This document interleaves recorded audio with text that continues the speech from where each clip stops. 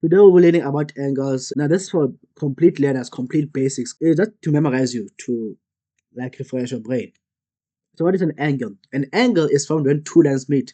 So as you can see, we'll call this line A. Line A and line B, when they meet, they form what? An angle. And yes, this diagram shows perfectly what is explained here. An angle is formed when two lines meet at a point, and that point is called a vertex. Here's a vertex. The lines are called arms of angles. Okay, that's all the type of angles.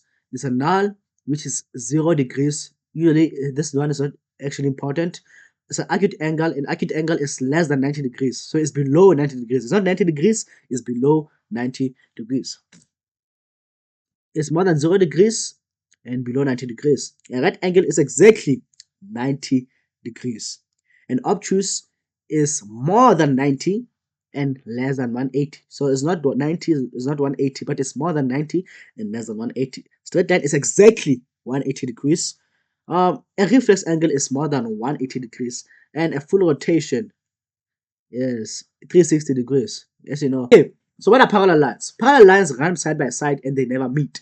So line A and line B, they're running side by side and they have the same, they always have the same distance apart. So they're the same distance apart. And as you can see also here, X and Y, they run side by side and they'll never meet. Even like this line continues to infinity, they will never ever meet. Yeah, that's it. And a transversal is a line that cuts across two or more lines.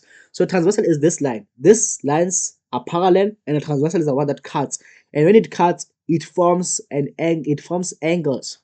And here's is some of the angles that it forms. One of it is corresponding angle. Now corresponding angles are angles in the same spot. As you can see, these are parallel lines, and then these are transversal. It forms angles, and then the special angles that it forms is a corresponding angle. Now corresponding angles you can see by F, as you can see. So corresponding angles you can see if the angle is on the same side.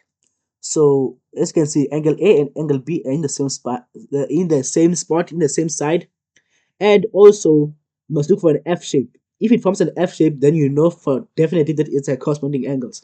So like after knowing what corresponding angles, it tells you that A and B is the same.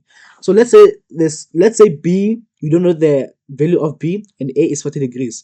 Then they ask you what is the value of B. You'll know that B is equals to A. So that's very important. Then an alternate angle. An alternate angle are in opposite sides. As you can see, A and B, they're not in the same side like a corresponding angle. But this one they form a Z. And also the angles here are equal to each other in the alternate angle. The alternate angles are equal to each other. So angle A and angle B are equal to each other in an alternate angle. And then interior angle is a special one. Interior angle, they're in the angles in the same side. And here, as you can see, here one angle is on the top, one angle is on the bottom. But here they're both in one, and they form a UN shape. They form a UCN shape. This type of shape. And unlike alternate angles and corresponding angles where the angles are equal, here the angles add up to 180. It's like a triangle. You know that a triangle add up to 180 degrees. So here the angle also add up to 180 degrees. So if A is 90, B must also be 90 so that it can be 180 degrees. If A is 100 degrees, B must be 80 degrees so that it must add up to 180 degrees. So here's a real life examples of transversals, right angles, parallel lines, and all that. So in summary, angles are made up when lines meet. There are 5 types of angles. Parallel lines never meet. Transversal create angle pairs, and there are angles everywhere. Thanks for watching. Like and subscribe. Peace.